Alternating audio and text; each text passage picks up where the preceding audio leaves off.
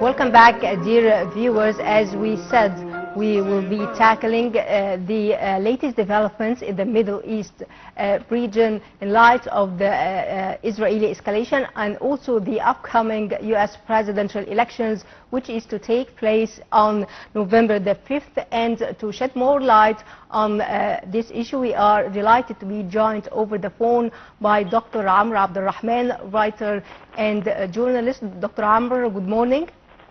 Well, good morning to you, hello to you and the dear viewers. Thank you. Dr. Amr, to start with, indeed we are just hours away from the most important event of the year, if I can say, which is the U.S. presidential elections. We are witnessing here very close competition between the Republican Donald Trump and Democrat Kamala Harris.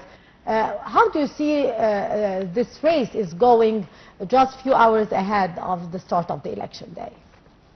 I believe that we are witnessing one of the rare things, the elections in the U.S. We have witnessed too many elections, presidential elections in the U.S., but this race, that scene is different by all means. We're talking about a woman candidate against a man candidate, with all this competition that has begun since the president, Joe Biden, has withdrawn and delivered the leadership of the Republic.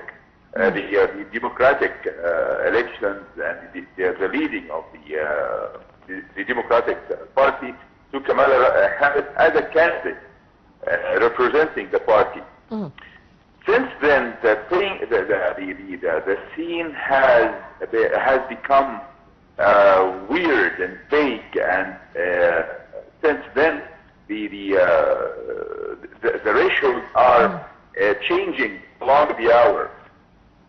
Right now, until this very moment we are speaking, the indication going for Trump, but nothing can be guaranteed, especially that we all know that there are hands behind the curtain that is dominating the scene.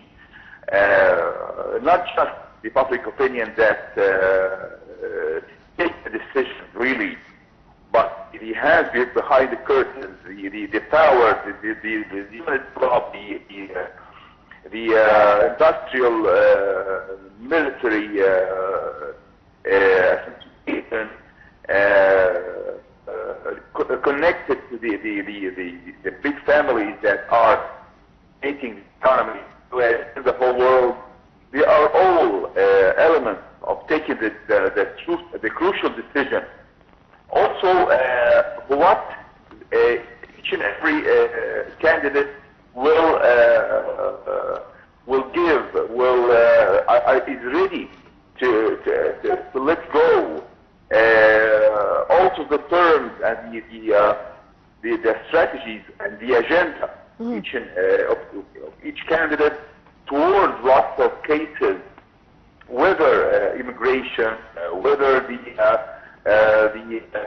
domestic laws, whether the laws of carrying weapons. Too many issues are on the table, and under the decision of the public opinion right now. Anyway, we are waiting for that moment for the final result to be declared, and of course lots of decisions and lots of consequences will be determined right after the moment we know who is the next president of the USA. Indeed. Doctor, what are the main items in the agenda of the two candidates? As for Mr. Donald Trump agenda, we have, of course, he is interesting from Mexico and other countries. He is concentrating on the very best interest of the American citizen. He's a symbol of the conservative agenda and the thinking and the culture of the Republican Party, against abortion, against homosexuality, and of course he's tackling on willing to give more and to support more the Zionist existence in its own assault in the Arabic land. On the other hand, Kamala Harris is a main supporter for immigration to be expanded. She's against any borders or any firm laws against the immigration. She's believing in opening mind for those immigration, despite there are good things to the combination of the American society. And of course, she is against each and everything that Donald Trump is behind, except supporting Israel. Sir, can you tell us about your opinion regarding the campaigns of both candidates so far, and to what extent which any of them was, from your point of view, more successful in the race for the U.S. President title? Well, if we remember what happened in the election that went on between Mrs. Hillary Clinton and Donald Trump, the one before this one, we would all believe and recognize that never expect the true result before it happens, and no indication can be given any real true vision of what's going to happen. As I told you, there are acts behind the scenes, and the powers that are determining and taking the decision not really is in the hands of the public opinion. The public opinion is just an easy victim for manipulating by the media in the U.S., which is representing the powers that are dominating the scene truly from behind curtain. We have all witnessed how the media is taking side and manipulating the public opinion, hiding the mistakes of some of the candidates and supporting other candidates for their own agenda, not just for the best, the very best interest of the American citizen. So that's why we can never expect, really, even if Trump is coming ahead right now of the race, but we can never really tell. And Doctor, how do you evaluate the stances of the two candidates regarding the Middle East crisis? Well, this is the main issue, that they are almost saying the same situation. This is the only issue, this is the only case that both candidates are in almost the same situation and the same stance.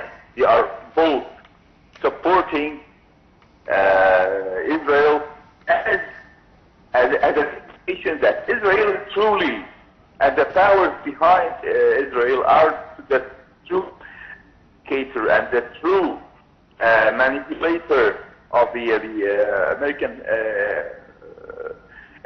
election. This is something that is something that can never happen with this clearance, with this broad scene, with this clearance in any election in the whole world, but in the American election. I believe that Trump is willing to give all of Palestine to Israel. As for Kamala Harris, she is willing to give each and every support militarily or diplomatically or politically or economically to this unit's existence to complete its own assault against the Arabic occupied land. And the one who is closer to the heart of the interests of the Israeli leaders will be closer to the post. This is something we can never, but it happens each and every election since years, since decades, as we have witnessed before. Indeed, sir. Sir, how would the results of the American elections affect the situation in the region here? Well, actually, we can never expect any change, any crucial change, seen as dramatic as it is in the Middle East. Can never be more worse than it is right now. Only we can think of what's going to happen on the day post aggression. The results and the strategies that will be applied on the region. I believe that both candidates is taking the same strategy, which is keeping Gaza occupied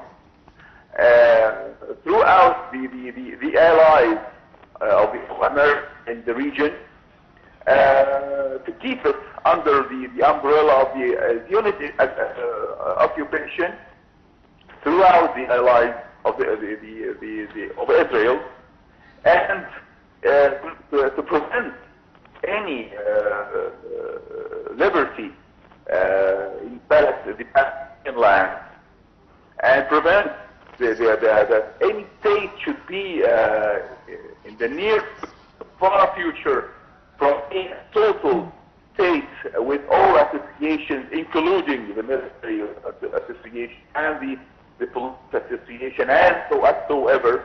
We're talking about they are trying to create a Greek country without truly authorities and without true liberation for their own nation.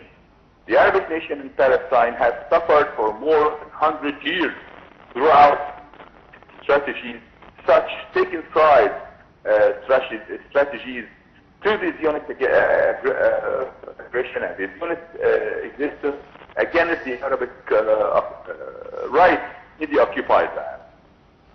Well, Dr. Amr, on Saturday, delegations from Fatah and Hamas met in Cairo. Would you elaborate more on that meeting? Well, I think that Fatah organization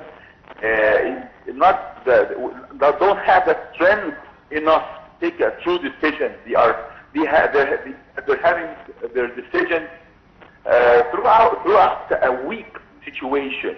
They don't have the